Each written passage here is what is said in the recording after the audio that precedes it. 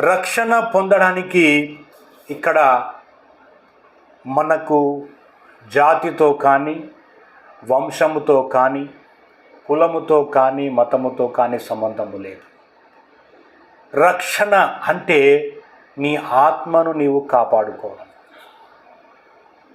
నీ ఆత్మను నీవు కాపాడుకోవడము. శరీరములో ఆత్మ లేకపోతే శరీరము ఎలాగ నిష్ప్రయోజనమో, ఆత్మకు కూడా రక్షణ లేకపోతే ఆత్మ కూడా నిష్ప్రయోజనమైపోతుంది.